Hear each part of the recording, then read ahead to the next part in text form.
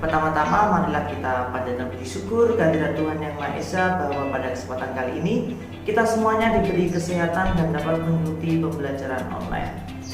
Pembelajaran kali ini kita masuk ke tema 1, subtema 3, pembelajaran 1. Adapun muatan pelajaran yang ada di subtema 3 ini, di pembelajaran 1, yang pertama Bahasa Indonesia di KD 3.1 dan IPA di KD 3.1. Adapun tujuan pembelajaran di pembelajaran 1 ini, yang pertama, dengan kegiatan membaca, siswa dapat menentukan ide pokok setiap paragraf dalam bacaan secara percaya diri. Yang kedua, dengan menulis, siswa dapat mengembangkan ide pokok menjadi sebuah paragraf secara tanggung jawab. Kita masuk ke subtema 3, lingkungan dan manfaatnya. Pembelajaran 1, ayo mengamati. Amatilah ilustrasi gambar pada halaman sebelumnya. Buatlah sebuah cerita berdasarkan gambar-gambar tersebut. Namun sebelumnya, kamu harus menentukan ide pokok tiap-tiap paragrafnya terlebih dahulu. Sebelumnya kalian mengamati gambar, kemudian kalian membuat cerita berdasarkan gambar tersebut. Tapi kalian harus menentukan ide pokok tiap-tiap paragrafnya terlebih dahulu. Di buku kalian, di buku siswa halaman 123, kalian menuliskan ide pokoknya, kemudian kalian menceritakan berdasarkan gambar. Selamat mengerjakan untuk tugas yang pertama. Selanjutnya, pengalaman di hari Minggu yang tidak kalah menariknya dibanding dengan Edo dan Beni adalah pengalaman yang dialami oleh Lani. Hari Minggu ini Lani diajak ayahnya pergi ke Madura. Ayah Lani ingin membeli beberapa kerajinan gerabah untuk pelanggannya. Seperti kita ketahui bersama bahwa Madura merupakan salah satu daerah penghasil kerajinan gerabah yang berkualitas tinggi. Sepanjang perjalanan menuju tempat produksi gerabah, Lani sibuk mengamati sekelilingnya. Lani takjub melihat potensi alam yang ada di Madura. Lani juga begitu kagum akan orang-orangnya. Mereka bekerja keras. Mereka juga pandai memanfaatkan potensi alam yang ada di sekitarnya. Mereka bekerja keras dari pagi hingga sore. Tak kenal lelah meski harus berkubang dengan tanah, menggali dan mengumpulkan tanah liat untuk dijadikan bahan pembuatan gerabah. Kemudian ayo membaca. Di buku siswa kalian ada sebuah bacaan tentang dengan judul Gerabah dari Pulau Madura, ada di halaman 124. Mari kita membaca bersama. Salah satu warisan karya budaya yang sangat tua, luas persebarannya dan mampu bertahan hingga sekarang adalah gerabah, yakni barang pecah belah dari tanah bakar yang dibuat secara tradisional. Gerabah juga dikenal dengan sebutan tembikar. Gerabah konon sudah dibuat manusia sejak mereka hidup menetap dan mulai bercocok tanam beberapa ribu tahun sebelum tahun Masehi. Dan kini masih kita dapatkan di seluruh pelosok Nusantara, tidak terkecuali di Pulau Madura. Pada situs-situs kebudayaan dan purbakala banyak dijumpai gerabah atau tembikar yang difungsikan sebagai peralatan atau perkakas rumah tangga dan untuk keperluan peribadahan serta penguburan mayat. Gerabah yang paling sederhana dibuat dan dibentuk hanya menggunakan tangan dengan ciri adonan yang kasar dan bagian-bagian gerabah tersebut masih dipenuhi oleh jejak-jejak jari. Selain itu, bentuknya kadang tidak simetris. Tidak terkecuali di Pulau Madura, gerabah dibuat untuk difungsikan sebagai peralatan sehari-hari masyarakat setempat yang dilakukan secara tradisional seperti apa yang dilakukan oleh para pendahulunya. Kesamaan pembuatan gerabah di Madura sekarang ini dengan para pendahulunya adalah proses pembuatan dan bentuknya yang masih tradisional, sama seperti gerabah-gerabah yang dihasilkan pada zaman terdahulu. Gerabah-gerabah yang dihasilkan oleh para pengrajin di Madura adalah gerabah yang dibuat dari tanah liat yang berwarna kuning dengan pasir halus. Tanah liat hitam dapat juga dipergunakan tetapi kualitasnya kurang baik. Beberapa daerah di Madura menjadi penghasil gerabah seperti di Mandala Andulia, Dukuh Baru, Yangkatan Kenyan, Baragung, Pademawa, Dalpenya, Pakaporan, dan Glega Bangkalan. Di antara daerah-daerah tersebut yang sangat terkenal adalah Karangpenang, Sampang, dan Andulang, Sumeneb. Kedua daerah tersebut memproduksi gerabah dalam bentuk genteng. Memang tidak semua daerah di Madura menghasilkan gerabah. Hal ini disebabkan karena tidak semua wilayah di Madura memiliki struktur tanah liat yang dijadikan bahan dasar pembuatan gerabah. Secara umum, tanah-tanah di Madura mengandung pasir yang tinggi karena Pulau Madura dikelilingi oleh pantai, sehingga tidak bisa digunakan untuk membuat gerabah. Di antara daerah-daerah penghasil gerabah tersebut ada semacam perjanjian kerja untuk membuat barang-barang yang sudah ditentukan secara turun-temurun atau spesialisasi. Dengan spesialisasi ini, persaingan dapat dicegah. Gerabah Madura juga memiliki kekhasan lokal yang disebabkan oleh keahlian atau keterampilan pengrajin, tersedianya bahan, teknik pembuatan, dan teknik pembakaran. Dengan spesialisasi dan ciri khasnya itu, banyak kampung diberi nama sesuai dengan nama jenis tembikar tertentu. Peralatan pengrajin gerabah Madura adalah alat-alat tradisional yang tidak jauh bedanya dengan yang sudah digunakan pada zaman prasejarah.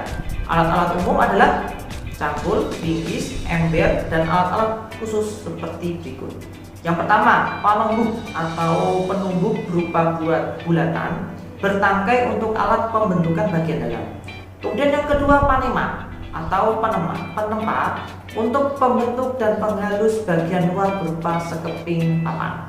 Kemudian yang ketiga, pangorek atau pengerok sejenis sabit bermata miring bertangkai panjang untuk menghaluskan bagian dalam. Kemudian yang keempat, panyabungan, wadah air untuk menetesi gerabah dengan secarik kain agar mudah dihaluskan. Kemudian yang kelima, pangelet, secarik kain untuk membentuk bibir gerabah. Kemudian yang keenam, pangajakan, sejenis niru untuk ayaan pasir. Kemudian yang ketujuh, pangabuan, tempat abu. Kemudian yang kedelapan, panompal, alat menyisipkan abu dari pembakaran. Kemudian yang kesembilan, werpower, galah berujung kawat lengkung. Kemudian yang ke-10, pamatong, sejenis pisau atau kawat pemotong tanah liat. 11, pungku, pembakaran gerabah. Kalian bisa amati gambar yang ada di buku siswa kalian. Adapun proses pembuatan gerabah dilakukan dengan tahapan-tahapan yang harus dilakukan secara berurutan. Proses pembuatan gerabah tersebut sebagai berikut. Yang pertama, menyiapkan bahan berupa tanah liat. Kemudian yang kedua, mengaduk tanah liat dengan dicampur air. Yang ketiga, setelah jadi adonan, diambil perbongkahan untuk dibuat bentuk kasar. Kemudian yang keempat, dengan menggunakan kain pangelet, bibir atau pinggiran bongkahan dibentuk sehingga bulat melingkar. Kemudian yang kelima, bila yang dibuat sejenis periuk, maka ketika pinggiran atau bibir sudah jadi, lalu diangin-anginkan. Baru kemudian membuat bagian perut yang terpisah dengan bibir. Kemudian setelah jadi perut dan bibir disambung dan diperhalus. Keenam, bila yang dibuat bertelinga atau bertangkai, maka dibuatkan telinga atau tangkai untuk kemudian ditempelkan dan digabungkan dan diperhalus. Yang ketujuh, setelah halus dan diteliti kesempurnaannya, kemudian dijemur atau dibakar sehingga benar-benar kering. Kemudian yang kedelapan, langkah terakhir setelah kering adalah dibersihkan.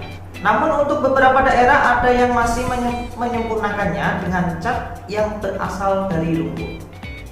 Keberadaan pengrajin gerabah di Madura ini telah banyak memberikan manfaat baik untuk pengrajin, pemakai maupun untuk masyarakat umum. Pemakai gerabah Madura memperoleh banyak keuntungan seperti harga murah, anti karat, mudah dibersihkan, dan mengurangi polusi. Di samping itu juga dapat menyerap banyak tenaga kerja.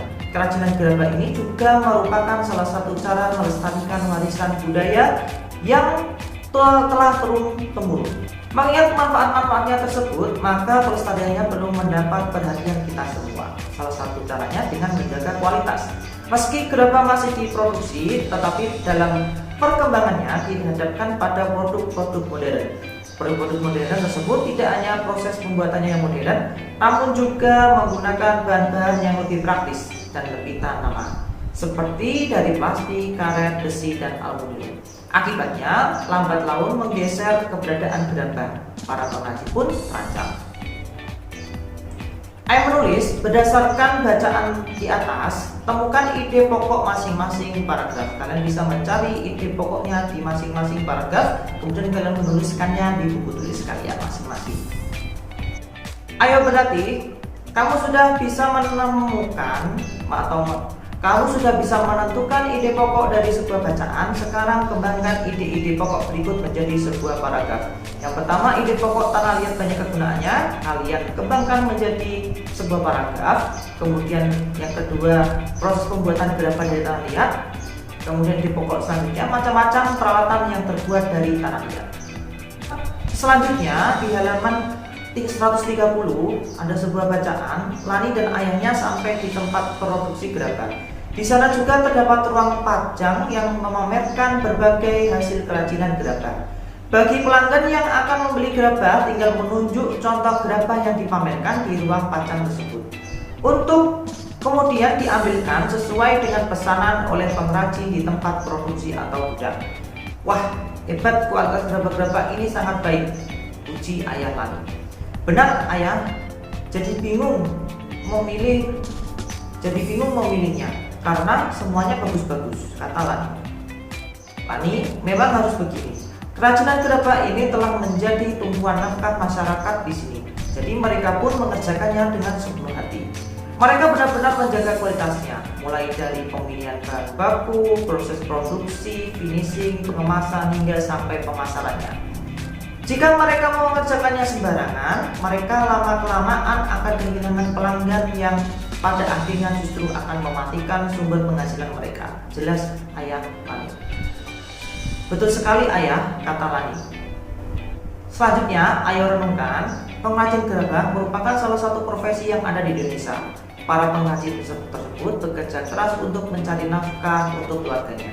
Begitu juga dengan orang tuamu, walaupun memiliki profesi yang berbeda, tetapi tujuannya sama, yakni mencari nafkah untuk menghidupi keluarganya. Lalu bagaimanakah caramu untuk membalas kerja orang tuamu? Silahkan kalian renungkan. Selanjutnya, bersama dengan orang tua, mintalah kepada orang tuamu untuk menceritakan profesinya. Kemudian catatlah dan susunlah menjadi sebuah cerita yang menarik. Itu anak-anak yang dapat Bapak sampaikan. Untuk pembahasan di pembelajaran 1 ini di tema 1 subtema 3 akan kita bahas di video pembelajaran selanjutnya. Selamat mengerjakan, tetap semangat, sampai jumpa.